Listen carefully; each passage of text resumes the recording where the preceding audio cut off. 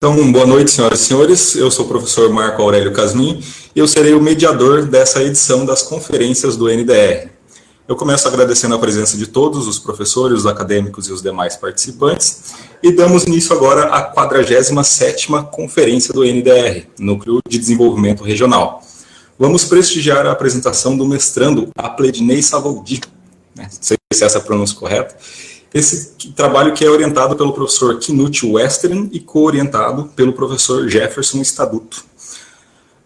Assim como nos encontros anteriores, essa apresentação e as discussões terão a duração de 1 hora. Lembrando que a qualquer momento os participantes podem abrir o seu áudio e fazer perguntas ou tirar dúvidas com o apresentador. Uma outra opção é enviar a pergunta por escrito no chat, e daí eu vou repassar essa pergunta para o apresentador ao final da fala dele. Lembramos também que esse e os outros encontros estão disponíveis no canal do YouTube do NDR, que o link foi colocado no chat pela professora Crislane. Essa apresentação está sendo transmitida ao vivo no Facebook, então vocês podem seguir o NDR no Facebook, no Instagram, e também se inscrever no canal do NDR no YouTube. Assim vocês receberão as notificações sobre novos conteúdos e eventos organizados pelo NDR. Um aviso importante para os acadêmicos da graduação é que envie uma mensagem no chat privado ao professor coordenador Carlos Gonçalves, que ele possa registrar a presença de vocês e assim essa atividade será contabilizada como atividade acadêmica complementar. Antes de passar a palavra ao palestrante, eu gostaria de solicitar a todos que mantenham seus microfones desligados e abram o áudio apenas quando forem participar. Assim, eu passo a palavra ao mestrando Aplednei Savoldi. Por favor, pode dar início à sua palestra. Perfeito, muito obrigado. Primeiramente, é uma honra tê-los todos nesse momento aqui. Uma satisfação mesmo estar sendo orientado, né, pelo professor Knut, pelo professor Jefferson. Nossa discussão de hoje é na temática de economia do conhecimento, né? Então, o nosso título aqui é o mote: análise da capacidade de decodificação de informação no cluster de tratores, máquinas e equipamentos agrícolas no oeste do Paraná. Basicamente, a ideia é o seguinte: daqui a pouco a gente vai poder perceber que o segundo maior investimento de pesquisa e desenvolvimento internos é o item de capacitação. Mas essa temática aqui envolve exatamente essa situação. Será que as pessoas que estão lá, elas estão preparadas para absorver algum tipo de capacitação? Isso tudo acaba influenciando no negócio e nos investimentos, né? Só para explicar um pouquinho aí do mote da pesquisa. Então, a gente vai passar aqui por uma agenda. Eu já iniciei a introdução com vocês aí, mas é a motivação do trabalho. 3 slides. Método de investigação, mais um. Fundamentação teórica, a lacuna teórica, a adequação de alguns conceitos, a tecnologia na agricultura, né, como que é visto isso hoje, ou melhor, aos olhos da Pintec, de 2017, 18 e 19, que é o triênio, e o nosso estudo de caso, para verificar como se comporta toda essa teoria que a gente vai abordar aí, nesse estudo de caso, que é aí na fabricação de máquinas e equipamentos no oeste do Paraná. Eu devia ter clicado de mim, mas tudo bem. Então, conforme eu já adiantei aos senhores, mas vamos reforçar aqui à luz de um teórico importante da economia, uma afirmação feita por Schumpeter lá em 1961. A compreensão dos investimentos é o elemento motor para o desenvolvimento do sistema capitalista. O empreendedor, então, é quem promove, de fato, a criação de produtos, novos métodos de produção, novos modelos de negócios, aberturas de novos mercados.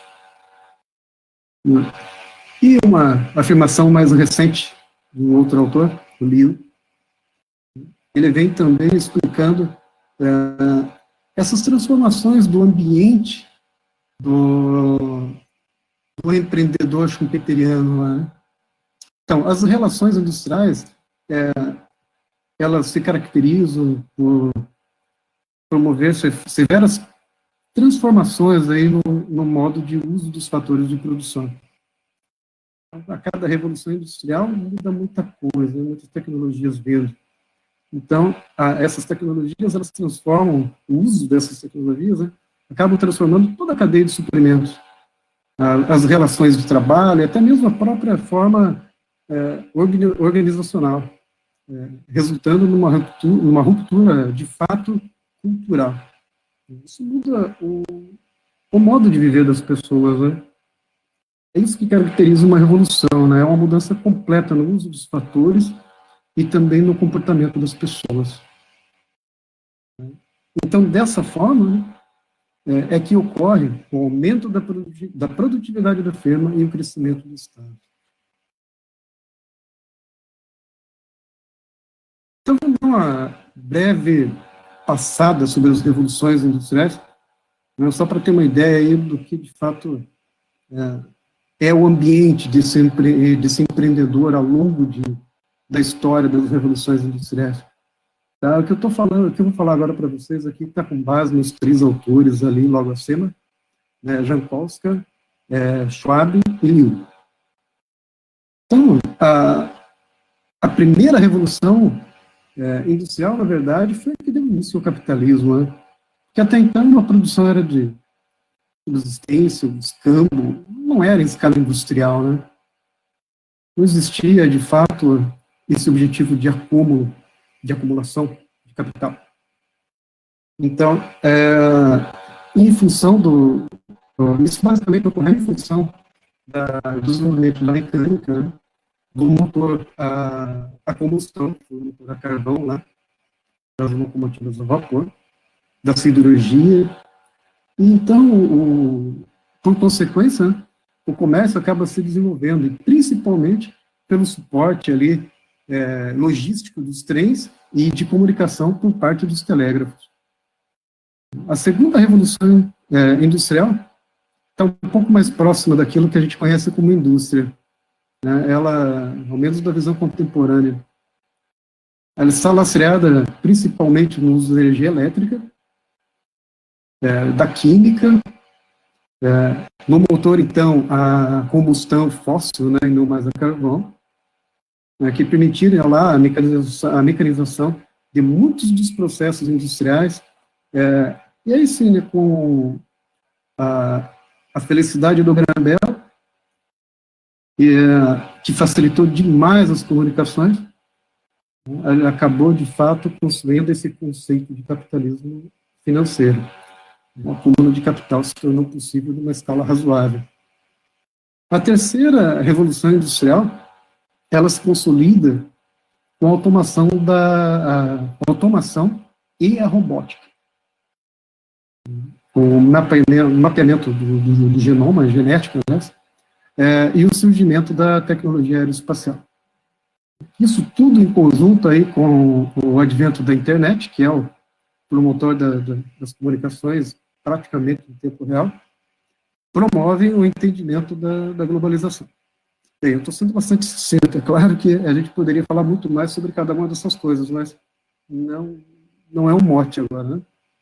Uma ideia rápida mesmo do que foi acontecendo ao longo do tempo, das transformações de tecnologia e, de uma maneira um pouco parca, mesmo assim, dos reflexos, né, na vida das pessoas.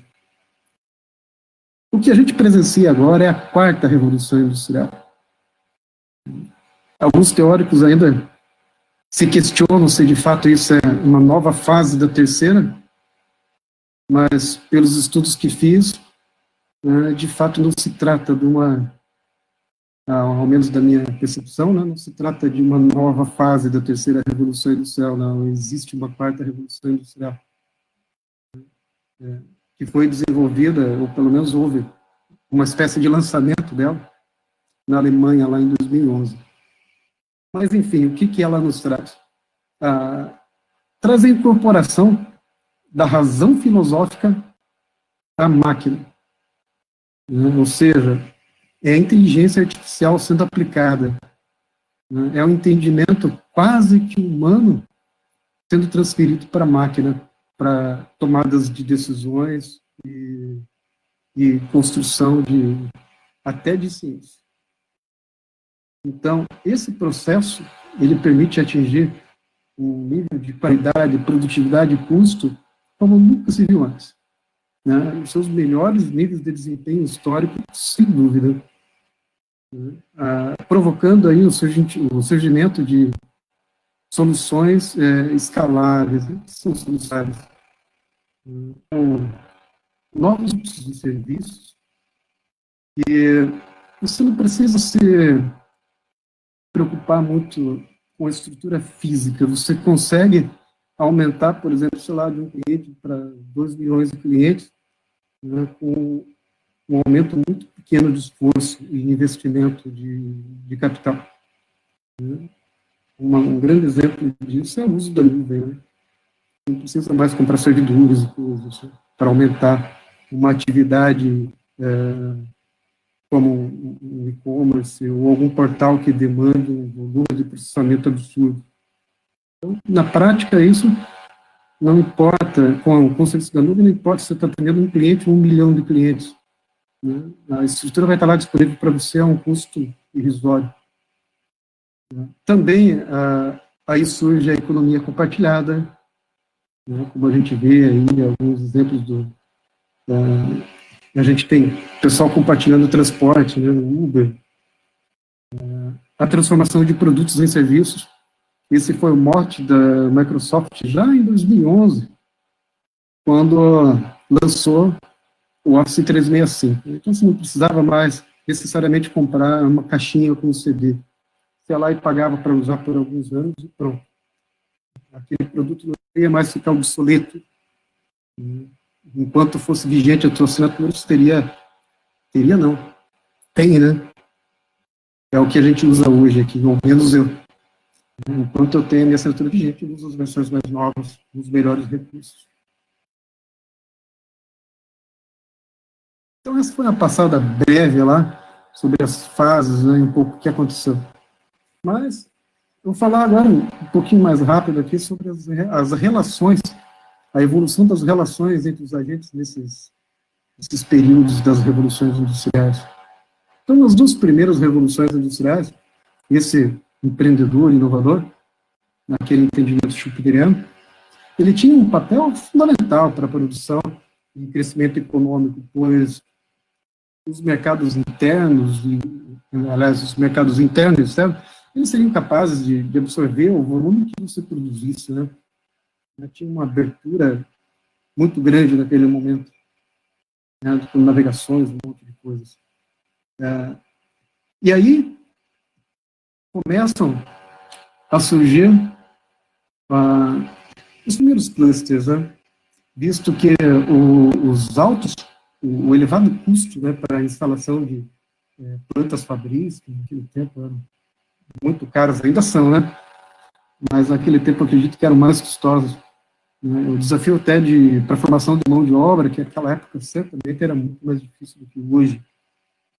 Então, esses sistemas produtivos iniciaram esse processo de aglutinação mesmo para ficar mais próximo da sua cadeia produtiva.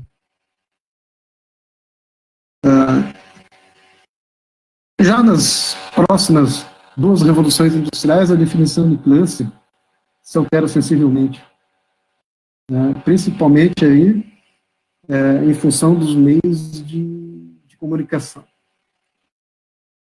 Então, em função da situação dos agentes que está fora do limite espacial, né? Ou seja, eles já não estavam tão aglutinados mais assim, em torno dessa cadeia de suprimentos, mas aqueles que conseguiam ser competitivos, não importa mais agora se eles estão próximos ou não. Então, houve uma ruptura aí daquela limitação espacial, geográfica. Então, que de certa forma, como eu disse ali, altera essa configuração do cluster. Então, aí, para que todos entendam, de fato, né, a evolução da complexidade desse ambiente do empreendedor, né, surgem aí alguns conceitos novos, alguns termos novos, como cadeia global de valor, ecossistemas empresariais e a economia do conhecimento, né, como eu falei no início, é essa base do trabalho de hoje. O trabalho foi desenvolvido com uma revisão bibliográfica sistemática. Né, eu já vi 2 apresentações aí que citaram essa ferramenta, e ela é uma ferramenta fantástica. Ela evita vieses na seleção do material do referencial teórico. E, de fato, contribui muito. Trabalho, faço algumas coisas mais detalhadas. Nesse momento da construção da base teórica, não faz muita diferença. O que, na verdade, um pouco mais adiante, na hora que a gente começa a defender algumas ideias e pontos de vista, aí de fato, é necessário o viés, né, na hora de selecionar a literatura. Mas, de qualquer forma, aqui é o seguinte, já tem alguns mapas aqui da clusterização, utilizando a base de dados Scopus e o software VozViro. Eu consegui fazer, então, ali, uma seleção dos documentos mais citados, utilizando essas palavras-chave: knowledge, economic, cluster, com asterisco ali, porque ele absorve algumas diferenciações, como clusters, ou clustering, ou alguma outra variação da palavra, né? É importante, nesse caso, utilizar o asterisco. Eu fiz alguns testes e trouxe mais coisas dessa forma. Innovation e Brasil. Tá? Então, vejo que todas as palavras estão unidas com o conector AND. Então, foi em conjunto. Todas essas palavras deveriam estar presentes na hora de fazer a seleção da base de dados lá das fontes. Enfim, serviu para quê? Para encontrar os documentos mais citados. Como a gente pode observar aqui, um cluster com 4 documentos. Né, tem os autores dele escritos aqui, Spiegel, mais alguns aqui. A próxima clusterização é de citação por autor, ou seja, aqueles autores que deram suporte para a construção desses documentos mais citados. E o último cluster aqui é a citação por artigo. Né? De fato, são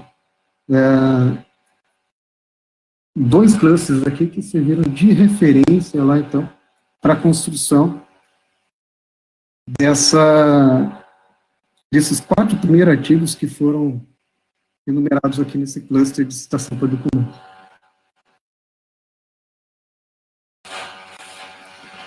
Então, aqui eu apresento, à luz dos autores lá, encontrados nas clusterizações, que são Columbelia, Round, Spiegel, Arruda, nosso brasileiro, aqui o único brasileiro na seleção, Gerefi, Humphrey, Law, Cohen e Levinthal. Então, à luz desses autores, eu fiz uma síntese de um sistema para análise de clusters. Então, chegou-se nesse entendimento aqui. Que os sistemas, eles são classificados por tipos de governança. E que esses tipos de governança, eles refletem as fases evolutivas do cluster. O mercado, que é o tipo de governança, refletindo o surgimento de uma possibilidade do cluster. O próximo tipo de governança é o hierárquico, que reflete já ali, depois do surgimento do cluster, a transição ou melhor, eu coloquei aqui como transição, mas ela é porque é a transição de fase, né? de mercado para relacional, mas é onde vai acontecer ali a evolução da capacidade de decodificação da informação, que é o título do trabalho. Partindo para relacional, que seria o último nível da fase evolutiva, e também aqui dos tipos de governança, onde ocorre, de fato, a consolidação do cluster. Então, só montando uma historinha aqui de como acontece isso, né? Então, a concentração de aspectos favoráveis no mercado desperta o interesse de uma empresa âncora, que é o detetor da tecnologia, né? E se desenvolve, então, todo o sistema, né, de cadeia produtiva ao longo, no entorno, então, dessa empresa. Mas essa empresa, claro, que primeiro ela vai identificar essa oportunidade no mercado, e vai procurar onde já tem alguns fatores favoráveis. Quais são os agentes dos ecossistemas empresariais, ou dos clusters, né? A gente classifica aqui a gente não, né? Os autores que citei. Em internos, externos, internos como empreendedor, colaboradores, empreendedores, né? E isso tudo dentro da própria firma, né? A firma tem uma parte organizacional e institucional muito importante, que vai determinar esse relacionamento interno. E os externos, agentes externos, então, é o que de fato forma o ecossistema, que permite a instalação e a evolução do cluster, em conjunto, claro, com os internos, mas fornecedores, clientes, concorrentes, universidades, institutos de pesquisa, né, esses últimos dois, são os principais promotores da inovação, segundo a teoria que foi aqui estudada, né, desses autores que eu citei. Escolas técnicas, o governo, investidores, financiadores, associações. Além disso, esses fatores, existem fatores que determinam a continuidade, a existência dos ecossistemas empresariais. E esses fatores, eles são classificados conforme a força que eles exercem sobre os ecossistemas, ou seja, uma força centrípeta, que no caso de é um fator que tem uma relação direta com a inovação, né? Uma força, ou então uma força centrífuga, né? Que é um fator que terá, então, uma relação inversa com a inovação. O tipo de encadeamento também é importante, né? Determinar desses fatores, né? Quando vai se analisar esses ecossistemas. Isso, o professor Carlinhos ensinou a gente muito bem lá na disciplina de som produto. O encadeamento, ele é para frente ou é para trás?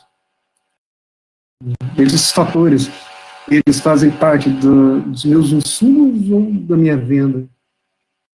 Eu estou vendendo para o consumidor final ou estou passando para um outro terminar o produto? Então, isso é importante saber cada um dos fatores.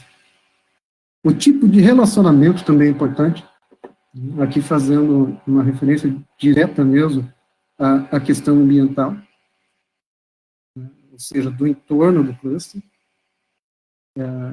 Existem, né, os relacionamentos materiais, sociais, culturais.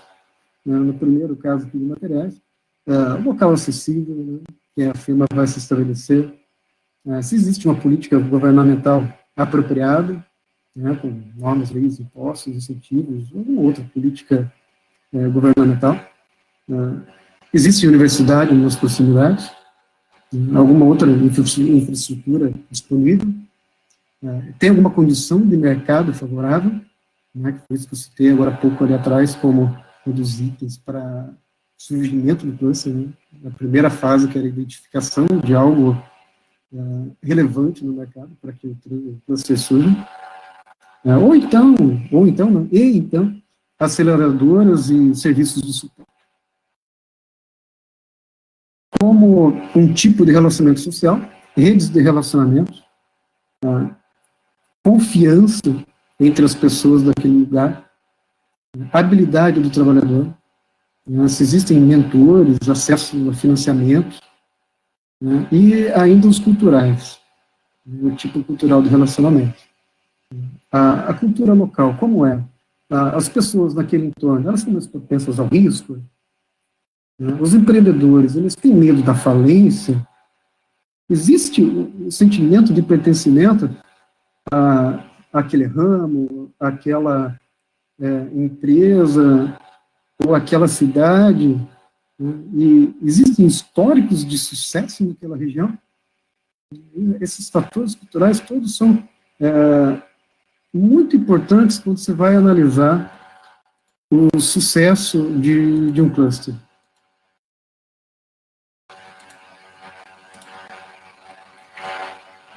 E aqui, de fato, a veia do nosso trabalho, né? Segundo os nossos autores aqui. A capacidade de decodificação da informação ela é importante no sistema de avaliação de clusters. Então, deve existir uma aderência entre a demanda de decodificação das transações e a capacidade de cada um dos agentes para que se atinja, então, o último estágio da evolução. O último estágio só é atingido quando aquilo que você se propõe a fazer, você é plenamente capaz de fazer. Sim. Ou seja, você vai pegar um produto com uma complexidade suficiente, ou melhor, aderente ao teu potencial de desenvolvimento, de execução.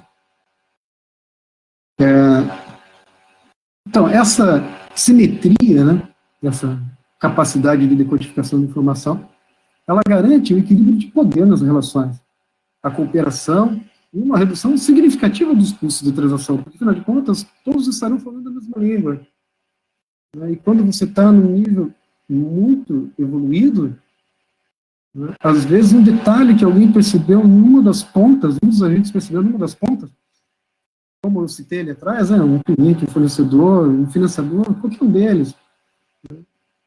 Às vezes um detalhe desse tem um efeito muito grande em toda a cadeia produtiva. Mas para que isso aconteça, precisa...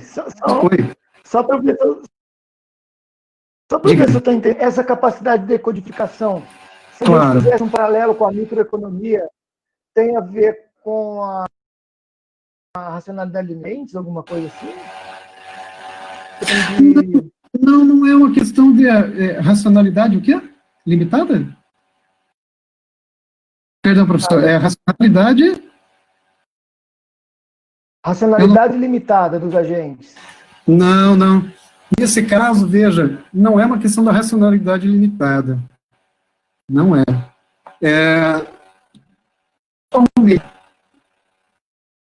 Se eu for pensar assim, é que eu não enxergo essa questão de você não fazer o ótimo, né, essa é a definição que eu tenho, né? Não fazer o ótimo não é necessariamente que você tenha uma racionalidade limitada. Né? Porque, afinal de contas, qual o agente que faz o ótimo, né? Os agentes estão habituados a fazer, basicamente, um movimento segundo o ambiente que eles vivem, né? Naquela ideia de Einstein, você está no meio de um ecossistema, você está no meio de pessoas e, às vezes, para agradar ou para cativar um relacionamento futuro, você não vai fazer o ótimo para agora. Né? Então, que não é o ótimo ilimitado. O que eu estou dizendo... não é? É como se eu utilizasse constrições, né? É porque eu tenho uma cabeça meio voltada para a microeconomia clássica. Sim. Mas o que eu quero dizer é o seguinte, a capacidade de decodificação de informação, na essência mesmo, ela quer dizer o seguinte, esse colaborador, esse trabalhador que está lá na ponta, ele deve executar uma operação. Eu estou recebendo uma demanda de um produto novo, por exemplo. Ele nunca fez na vida. Tá? Mas eu digo o seguinte, vai adiantar ou capacitar esse cara? Ele tem capacidade de absorção dessa nova tecnologia? Porque eu garanto uma coisa, se ele tiver, até isso é garantido pela ciência que eu estou referenciando aqui, esses autores todos, tá? Se ele tiver um nível tecnológico muito inferior de desenvolvimento, a capacidade de absorção dele de uma nova tecnologia vai ser muito reduzida, né? Então, não vai adiantar eu dar uma capacitação segundo os novos manuais do novo produto ou das especificações do novo produto, porque ele não vai ser capaz de absorver. Existe a necessidade de uma construção prévia. Aqui o conceito do path dependence... Oi, diga. É forte isso, né? Você já assumiu o cara na cidade, assim, né? É forte. Mas é difícil, sim. Nesse sentido de uma equipe forte. Um pouco. Não tô falando forte. O que está falhando bastante, professor. Mas entendi. Não, tá. Pode continuar, tá tudo bem. Perfeito. Então, vamos ver aqui. O que a gente vai observar um pouco mais adiante é que as empresas elas vão se dedicando, as firmas, né, elas vão se dedicando cada vez mais ao core do negócio. E elas vão se livrando daquelas tarefas que não têm muito a ver com o core, porque o capital humano que elas têm deve ser muito aderente ao trabalho que elas executam, né, para que a gente não tenha esse gap, conforme eu acabei de falar agora, né, entre a capacidade de absorção da nova tecnologia, né, e a tarefa que eu preciso executar. Né, porque se o meu capital humano não tiver na mesma condição de decodificação de informação que aquele meu novo produto demanda, o produto não vai ser bom. Isso vai implicar uma série de fatores, como que o cluster que estiver nessa situação, ele vai estar lá no estágio evolutivo hierárquico.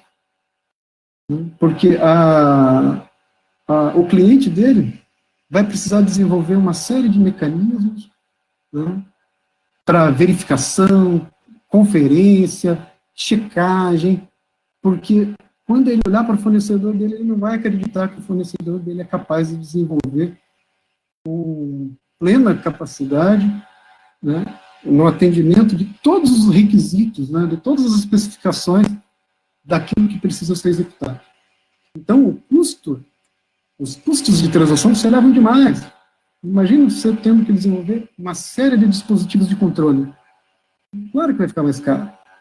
É por isso que é fundamental essa aderência da capacidade de codificação, né? Essa compliance da capacidade de codificação entre o capital humano e o produto. Sim.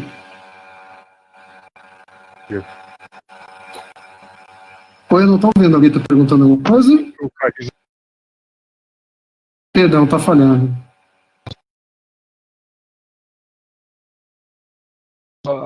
Em que ponto essa racionalidade é limitada, talvez seja na decodificação da informação. Ele recebe e não elabora, né? Como se espera que ele elabore para gerar continuar o fluxo do processo. É algo de se pensar, né? Mas pode se acoplar em qual ponto que ele não está limitado, né? Então, enfim, só uma contribuição. Vamos lá, presidente. Não, mas é isso mesmo. Esse é o foco. Né? Adiantando um pouquinho, né? Quando você é capaz de utilizar essa ferramenta para análise de clusters, identificando esse aspecto, você corrige os principais gargalos do processo fabril. Tá? Essa é a função. Tá. Além disso, é necessário que se analise nos clusters a função dos sistemas de comunicação, que elas são aqui pelo menos 3. Manter o fluxo contínuo da interação entre os agentes, a incorporação do conhecimento tá, processos de trabalho, difusão da inovação ao longo dos anos. Esse foi o exemplo que eu dei agora há pouco, né? Quando eu falei que um dos agentes na ponta lá, um financeiro, podia perceber algo importante, né, que ia ter um reflexo bruto em todo o sistema fabril, em todo o sistema do cluster. Né? É o conhecimento tácito daquela pessoa lá da ponta sendo transformado em específico e explorado como inovação dentro do processo fabril. A outra função é mensurar a aderência entre a demanda e a oferta de capacidade de codificação de informação. Né? Que foi isso que a gente já discutiu agora há pouco aqui, não preciso detalhar mais isso. E a última aqui, fornecer parâmetros para os agentes financeiros direcionarem os investimentos de P&D e capacitação, de forma que garanta o equilíbrio de poder no cluster. Tem isso, foi o que o professor Jefferson contribuiu ali, no comentário dele. Com certeza, você faz o diagnóstico a partir desse entendimento. Se você vai operando isso ao longo das fases dos processos fabris, né? Por isso que o pessoal cria muitos processos, os POPs, né? Processo Operacional Padrão. Para garantir que, de certa forma, as coisas sejam dadas sempre do mesmo, segundo padrão, né? O nome já diz, né? Para que não chegue uma pessoa desavisada lá e queira fazer o processo de um jeito diferente.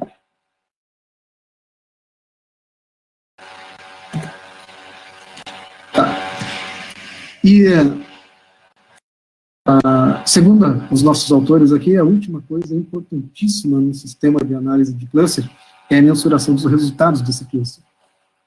E esse resultado pode ser medido, então, de maneira interna, através dos indicadores da própria firma, e também de maneira externa.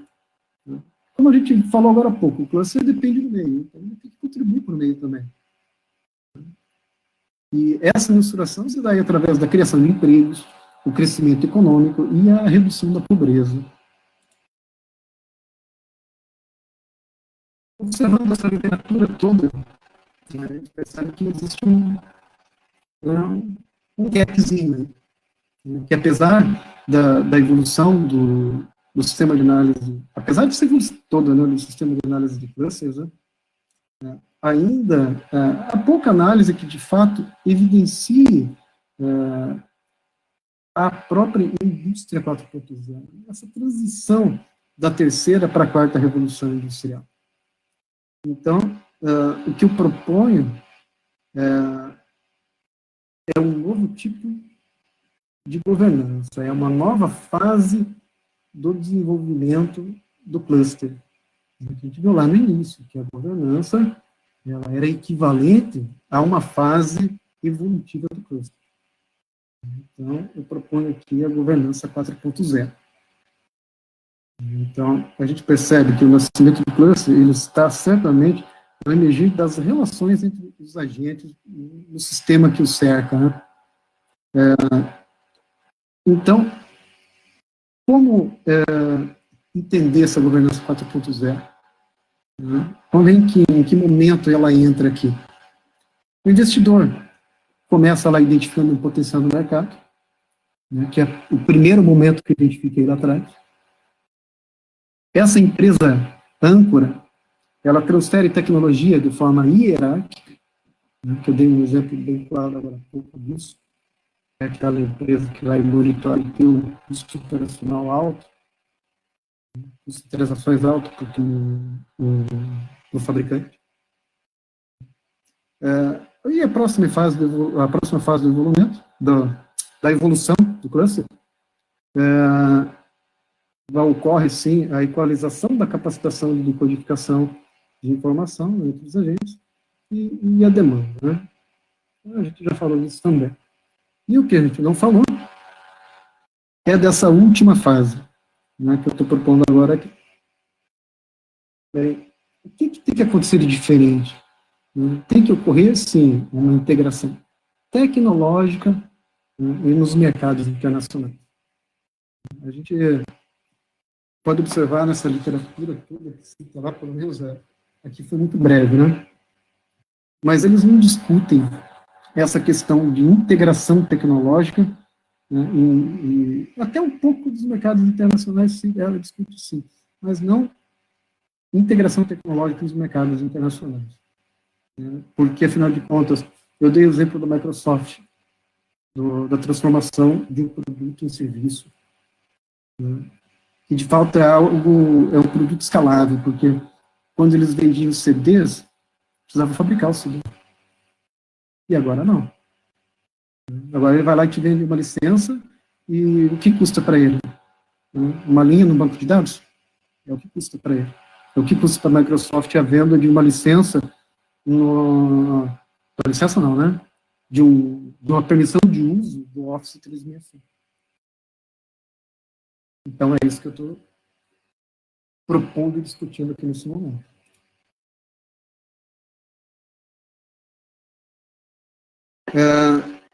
Então, nesse último estágio evolutivo aqui, o sistema, de fato, o sistema empresarial, né, todo o sistema do cluster, ele vai girar em torno da atividade core do negócio. Está apresentando um ambiente totalmente favorável aí à integração cultural entre os agentes, extremamente qualificados, né? A gente observa que a demanda de mão de obra é cada vez muito mais qualificada e menor. A demanda por mão de obra diminui, mas a exigência pela capacitação e qualificação é muito maior. E os salários, conforme o nível da mão de obra, variam. Né? Aumento da mão de obra mais básica aumenta muito pouco, isso exige bastante. Mas quando vai lá para gerencial, lá em cima, a exigência de qualificação é alta e os salários também são altos.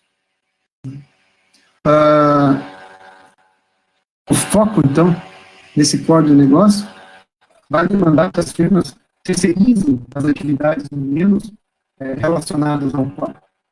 Aquilo que ela puder se livrar, ela vai se livrar. Ela vai focar a obtenção do capital humano naquela atividade que ela fizer com uma absoluta excelência. Né? Então, ela vai, com certeza, agregar muito mais valor, vai atingir mercados internacionais e, até em função das soluções escaláveis, eu dei o exemplo ali da Microsoft, vai concentrar um fluxo de renda muito maior, né? Financeiro muito maior. É uma preocupação aí para quem quiser pensar nisso no futuro. Eu não abordo isso aqui. Então, essa governança 4.0, como que eu faço para identificar se o cluster evoluiu para a governança 4.0? Eu preciso ver o core do negócio. A empresa executa, sei lá, 1 milhão de tarefas, ela tem um foco muito específico. Aumentou a complexidade da tarefa que ela faz? Ou seja, tem mais tecnologia, né?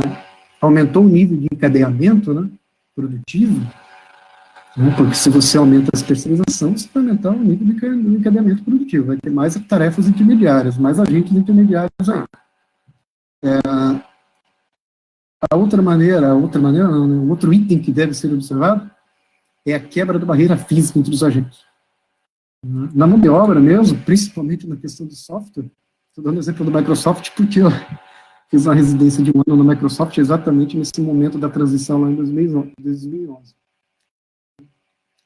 Eu fiz uma especialização em desenvolvimento de software. Mas, enfim, já naquela época se fazia freelancer com desenvolvedores da Índia. E agora, principalmente com essa questão de pandemia, né, essa questão de você terceirizar um serviço que possa ser feito remotamente, como, por exemplo, um trabalho de editoração de imagem, um fotógrafo, por exemplo, tira algumas fotos e precisa fazer uma edição para um jornal, uma revista. Não importa se você vai fazer isso na China, no Japão, no Iraque, no Brasil, no teu vizinho, não importa. Você vai procurar um cara que faça melhor e mais barato. Então, aí você está verificando que a barreira física, espacial, né, ela tem muito peso, assim, mas cada vez menos. E ainda, avaliando, nesse cluster, a incorporação do conhecimento tácito ao processo de trabalho.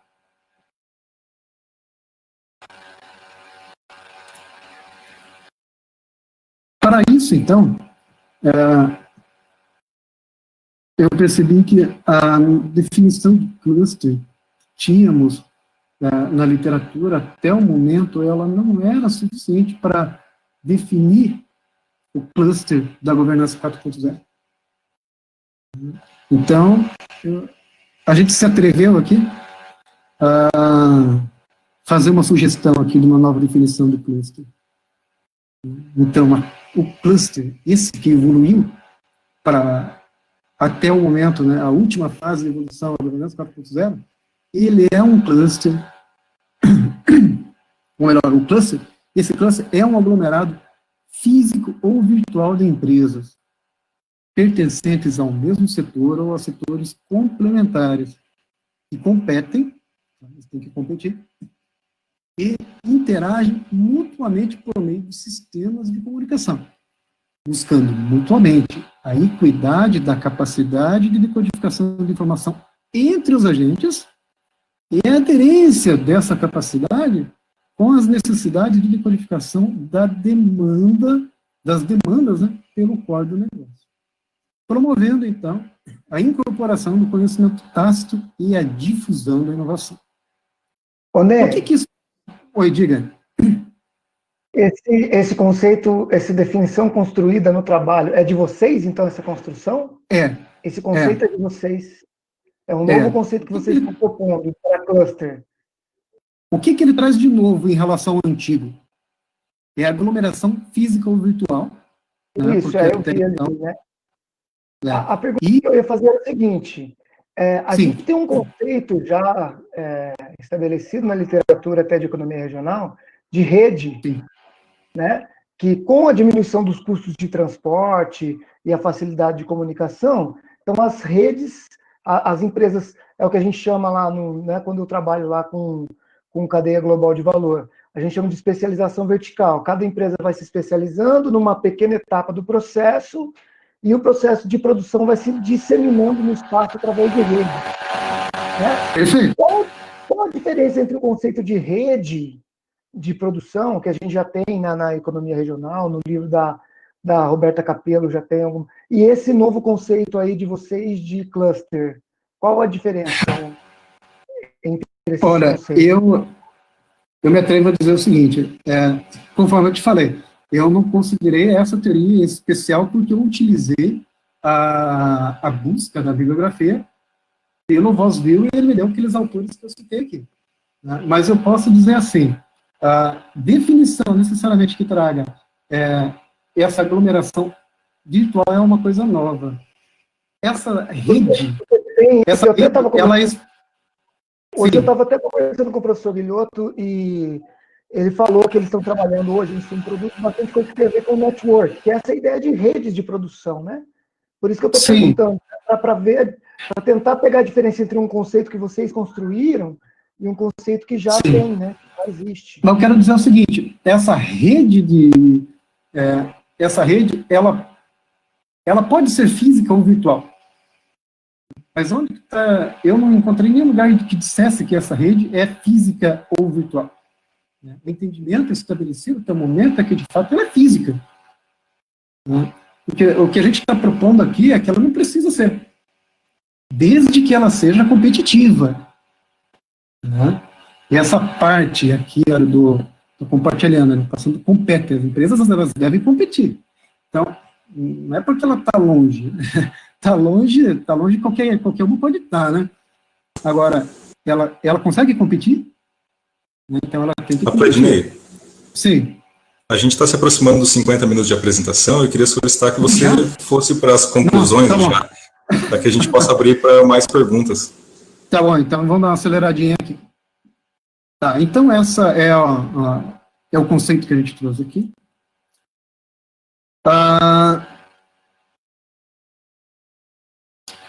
Então, esse conceito aqui a gente vai aplicar onde? Em que setor? Na agricultura. né? Porque, de fato, ela é um dos setores mais dinâmicos da economia brasileira, possui alta competitividade, sugerindo o uso intensivo de tecnologia. Né? Assim, para que a gente consiga entender a dinâmica tecnológica na agricultura, é necessário, sim, entender uma das principais fontes de inovação da agricultura, que certamente é a fabricação de tratores, máquinas, equipamentos para agricultura e pecuária. Né? E a gente tira isso aí lá da Pintec.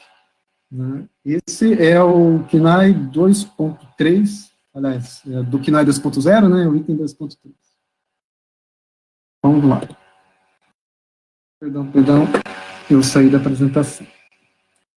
Vou retomar aqui. Sim. Vamos acelerar aqui. Tá. Fazendo uma análise dos dados da Pintec, do setor que eu citei aqui para vocês, o que a gente consegue observar como cooperação? Né? É altamente relevante, esse setor entende que é altamente relevante cooperar com clientes, consumidores, fornecedores, instituições de testes, ensaios e certificações. E com quem não é relevante cooperar? Com empresas de consultoria, estranho, mas é verdade, centros de capacitação profissional e assistência técnica e concorrentes. E quando a gente vai observar a cooperação com universidades, é relevante apenas quando se trata de testes e ensaios. E no quesito de T&D, praticamente não é relevante. Não se destaca relevância. E quando são realizadas essas cooperações, ainda são com universidades do mesmo estado ou então universidades da Europa.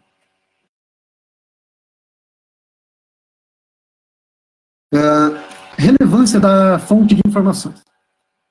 De onde vem a informação relevante? Ela vem de redes de informação informatizadas, softwares internos, clientes, consumidores e T&D interno. De onde vem a informação que não é relevante? Ela vem de empresas de consultoria e, pasmem, universidades e outros centros de ensino superior e institutos de pesquisa, centros tecnológicos.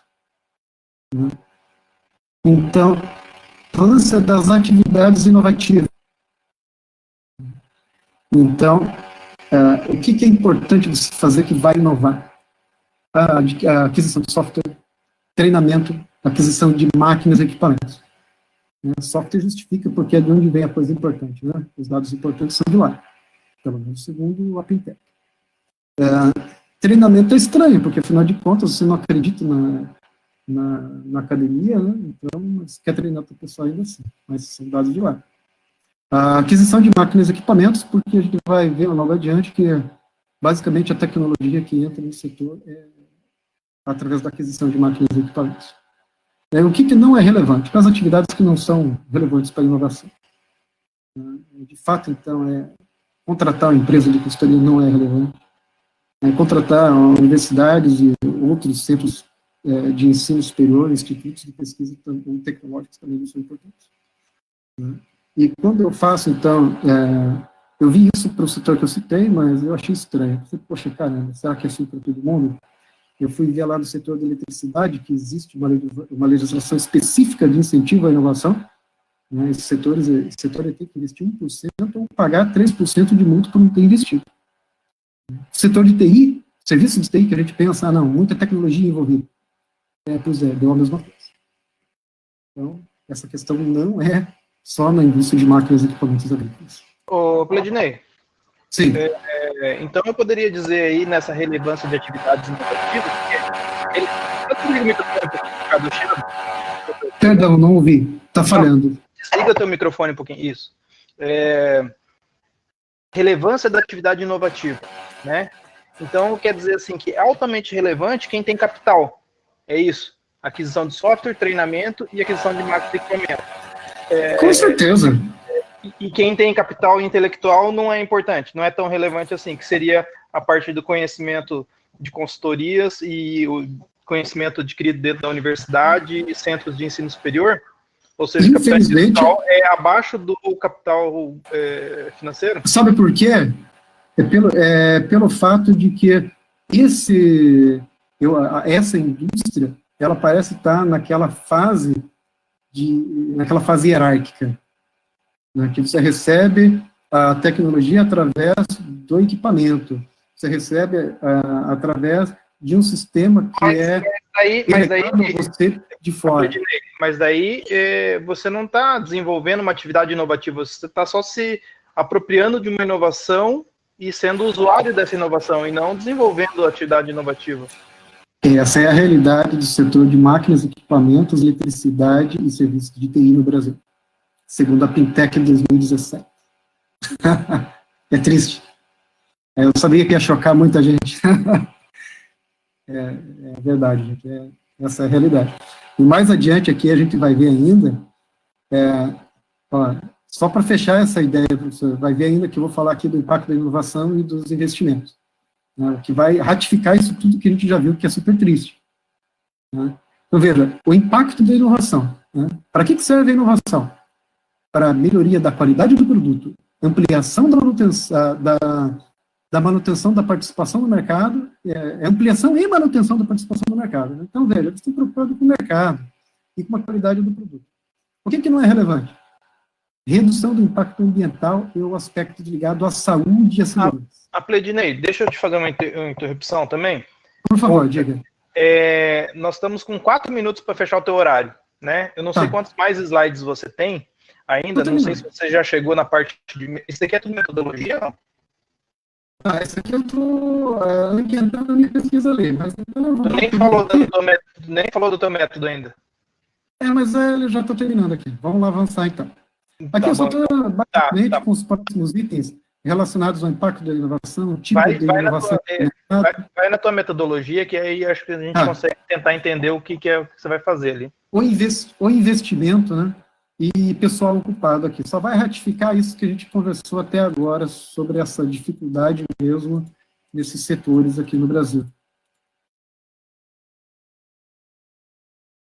Aí a dificuldade para quem inova, para quem não inova.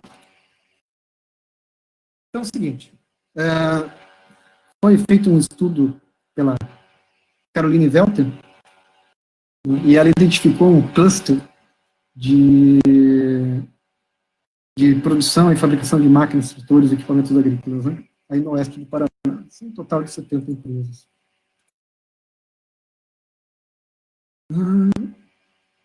Então, visto isso tudo, é uma ambientação que prevê as hipóteses. Né?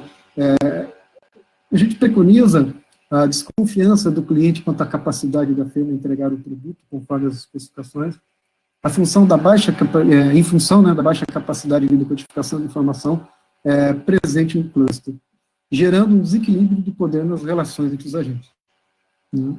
Também é esperado um retativo do cluster como resultante aí na lacuna da capacidade de decodificação de informação dos dados. Né? Aí, analisando os fatores internos, né? O que a gente espera? Que as habilidades e competências do trabalhador não sejam aderentes às tarefas atribuídas e executadas, né? E um distanciamento entre a academia e a firma. Além ainda da falta de linhas de financiamento adequadas e leis que fomentem a inovação. Então, com essa base toda aí, a gente formula 3 hipóteses, né? No oeste do Paraná, o cluster de fabricação de tratores e máquinas e equipamentos para agricultura e pecuária está, de fato, no primeiro estágio evolutivo, governança hierárquica. A capacidade de decodificação de informação é diferente entre os agentes. A capacidade de decodificação de informação entre os trabalhadores e suas tarefas também estão desalinhados. Então, essas são as hipóteses. Objetivo geral: analisar a compliance, né, ou seja, a adequação, né, a aderência, de decodificação de informação entre o cluster de fabricação de tratores e máquinas de equipamentos para a agricultura e pecuária, e a decodificação exigida pela demanda. Para atingir isso, verificar a compliance de decodificação de informação entre a descrição de cargos da tarefa, e verificar a compliance de decodificação de informação entre as tarefas do trabalhador. Feito isso, então, cria-se um indicador de compliance de decodificação de informação, né, entre o cluster e sua demanda. Então, esses são os objetivos. Né, e, para atingir esses objetivos, faz-se, então, uma coleta primária de dados, se valendo de questionários voltados ao RH, e se o RH não tiver tudo que precisa, então será necessário direcionar aos trabalhadores de 70 firmas que compõem o cluster de fabricação de tratores, aí no oeste de Paraná. E, então, compor o indicador de compliance com base em análise de componentes principais. A gente vai ter uma série de variáveis, aí até que a gente está, algumas a gente definiu, outras a gente está discutindo ainda, mas uma série de variáveis que a gente acha que são relevantes para, de fato, identificar se existe essa aderência, né, se existe essa compliance da capacidade de codificação entre executor e tarefa.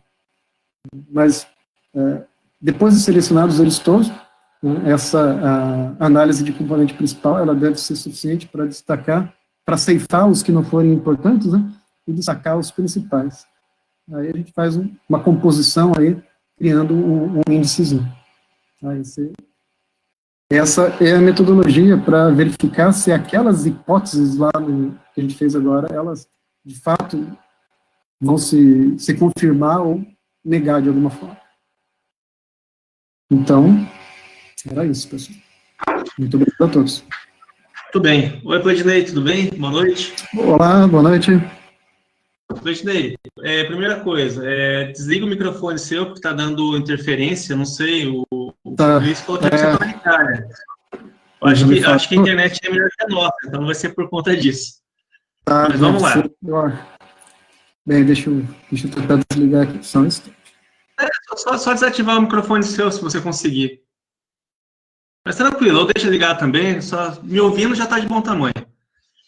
Mas volta, por favor, enquanto eu vou falando, né, porque agora virou um túnel aqui, né, isso, beleza. Volta, por favor, nas hipóteses as suas hipóteses lá. Beleza.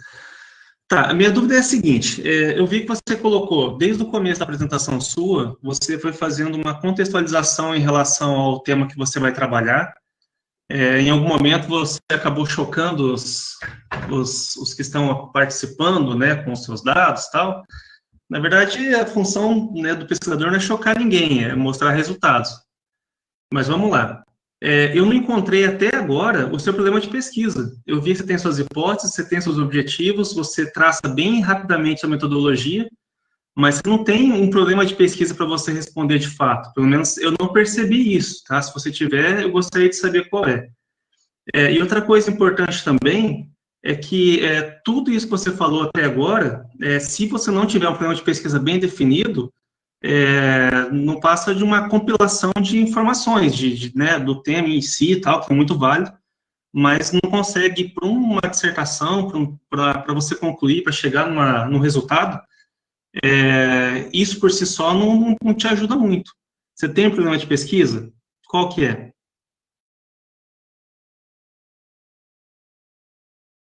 Agora abre o seu áudio.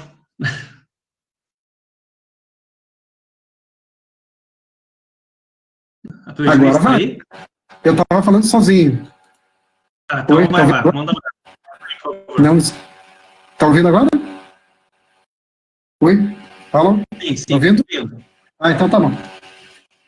Então, o que, para mim, pelo menos, parece que está bem claro, qual que é o problema? Se, de fato, existe a aderência da capacidade de informação, né? Existe essa compliance da capacidade de informação entre o executor da tarefa e a demanda, porque todo o negócio gira em torno da capacidade de execução de uma tarefa. Né? A economia gira em torno da capacidade de execução de uma tarefa.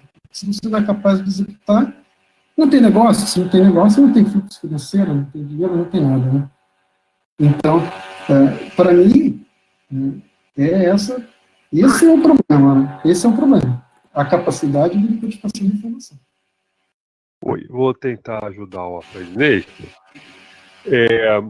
o objetivo, o Aprender, ele está bastante... essa trajetória, né, dessa quarta revolução, que é extremamente ampla e complexa, que é a indústria 4.0. Aí fomos trazendo, ele tem um conceito, aí tem a elaboração, né, conceitual, que o Carlinhos... elaboração virtual, que do cluster físico para ter o virtual. Acho que a inovação é a palavra que há uma relação não extremamente física, mas é uma relação virtual.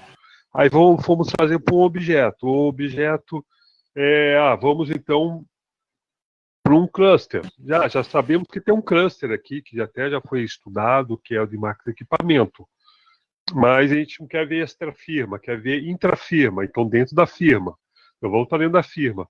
Mas o que desse grande conceito, qual ser sintetizada como uma que pode mensurar se há uma conexão conceitual lá com a indústria 4.0. Umas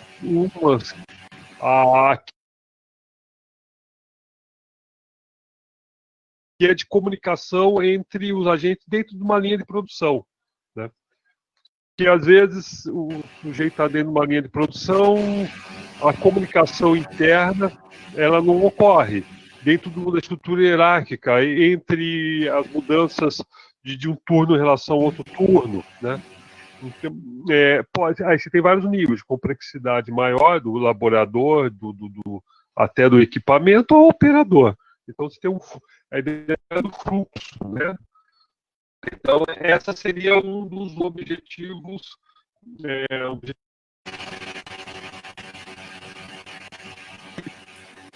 Deixa eu tirar uma dúvida então, aproveitando em cima do que o Jefão está falando. Aproveita aí, segura um pouquinho aí. Porque assim, a ideia então seria saber... O Jefão está falando? Posso falar? Aí você tem uma variável aí que chave. Eu vejo dessa maneira, Predinei. Eu vou dizer. Sim, professor, desculpa, falhou bastante.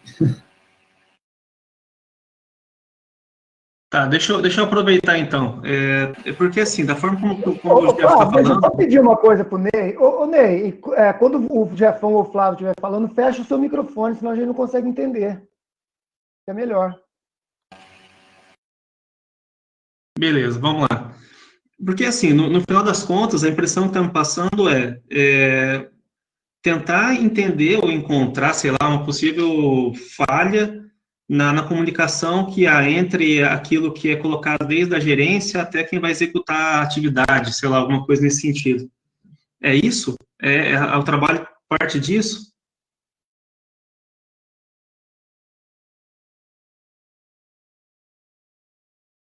Cleidinei, fala aí. Pergunto isso porque o que eu vi... Então, na verdade, é o seguinte, a ideia é você entender, esse cluster, ele chegou nessa evolução para a indústria 4.0, né? Então, não é também, mas não é só, é muito mais. Você avaliar, você com certeza pode avaliar essa questão da comunicação, né? De uma maneira, você pode olhar isso de uma maneira mais micro, você pode olhar dessa maneira assim. Mas a proposta, ela é maior. A proposta vem no sentido de dizer o seguinte, esse cluster que a gente está analisando, se eu refutar as minhas hipóteses, né, pode ser que eu acho nem provável que eu refute as minhas hipóteses aqui, né? Mas, supondo que na hora de analisar lá, eu identifique que a capacidade de decodificação de informação dessas pessoas, ela está aderente à necessidade de decodificação dos produtos, né? Eu já tenho algum indício de que a gente está entrando na última fase, né, que é na última fase evolutiva do cluster, que é, de fato, a indústria 4.0. Então, a ideia basicamente é essa, entender se está entrando nessa, se o seu cluster está nessa fase evolutiva da indústria 4.0, né, que é a governança 4.0, mas, enfim, é a penetração do cluster na indústria 4.0, né, e o caminho para chegar nisso é, de fato, o entendimento dessa compliance e da capacidade de decodificação de informação. Entendi, Fredney. Acho que entendi sim. Tá, então, na verdade, é para saber em qual estágio que o cluster de fabricação de tratores aqui na nossa região ele está. Beleza. Sugestão, põe isso numa questão, cara. Monta um plano de pesquisa bonitinho para a gente conseguir saber o que você está respondendo. Embora, pelas hipóteses, a gente consegue entender o que você está fazendo. Ou tentando fazer. Sim. Mas precisa deixar isso claro no plano de pesquisa. Tá bom. Obrigado. Isso, aí está...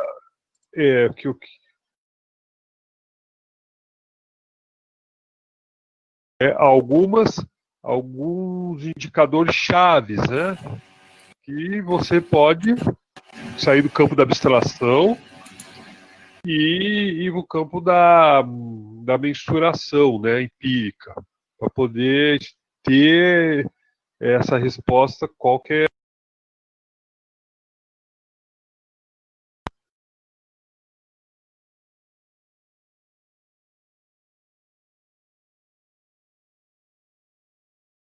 Por favor, Cleidinei, eu gostaria de fazer uma pergunta e já vou colocar junto parte da pergunta do Sérgio Luiz Kuhn, que na sua terceira hipótese você diz que a capacidade de decodificação de informação entre os trabalhadores e sua tarefa está desalinhada.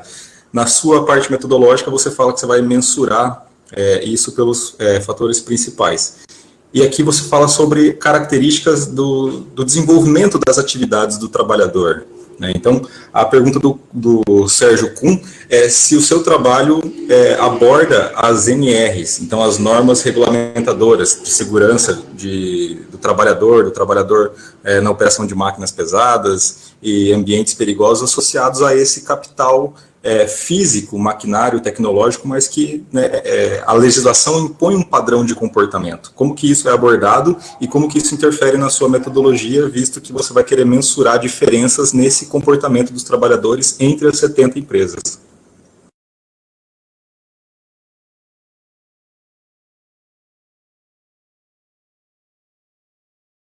Foi. Então, é o seguinte, você precisa, né, aqui na metodologia, né, aqui. Não passo antes aqui. Não, é aqui mesmo. Como que eu faço, então, para entender essa compliance, né? É claro que eu preciso atender as NRs, eu preciso atender qualquer coisa que faça parte do procedimento operacional padrão daquela tarefa. E não há como você cumprir uma tarefa hoje se você não considerar a legislação, normas técnicas, procedimentos internos, normas de segurança, isso tudo. A minha esperança é que eu encontre essas informações, conforme está detalhado aqui, olha, nos RHs, ou seja, a descrição do cargo. Existe, pelo menos, essa pessoa lá, Pedro, você está fazendo um produto. Você está fazendo um produto, alguém vai executar aquela tarefa. Eu tenho que contratar alguém para aquela tarefa, alguém pronto para aquela tarefa, ou que esteja muito próximo disso, para investir em capacitação e qualificação. Para contratar essa pessoa, eu preciso de uma descrição de cargos muito bem construída. Essa descrição, ela contempla as tarefas? Essas tarefas principais, elas têm os procedimentos operacionais padrão bem delimitados? Porque se elas tiverem esses focos bem delimitados, você já está incluindo aí tudo isso que foi comentado. Tudo isso que eu detalhei também um pouco antes aqui. Tudo que foi, de fato, necessário se atentar para, eu posso dizer, não só para a fabricação, mas o cuidado que deve-se ter nessa fabricação para todo o ambiente. Legislação ambiental, legislação de norma de trabalho, tudo. Um bom procedimento de operação padrão deve ter isso. eu não vou ter condições de avaliar os procedimentos operacionais padrão de cada um. O que eu espero é que, ao menos, as empresas tenham os POCs. E isso esteja lastreado com a descrição de cargo. E na outra ponta, aí sim vou analisar se o trabalhador, o operador dessa tarefa, ele detém a capacidade necessária de codificação de informação para executar aquela tarefa. Aí o RH pode ter isso já com ele, né, quando vai fazer a contratação, através de um currículo, ou de dados complementares, né, ou não, né, e dados complementares numa entrevista, por exemplo.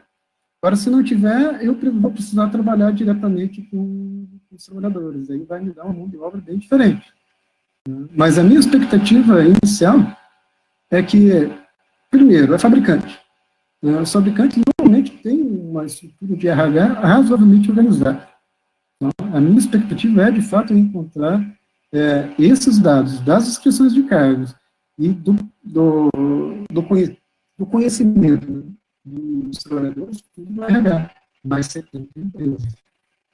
Claudinei, a gente já passou de 1h15 da apresentação, então se ninguém mais tiver alguma pergunta, eu acho que a gente já pode encerrar ou encaminhar para as conclusões, se tiver mais alguma coisa que o Claudinei deseje falar.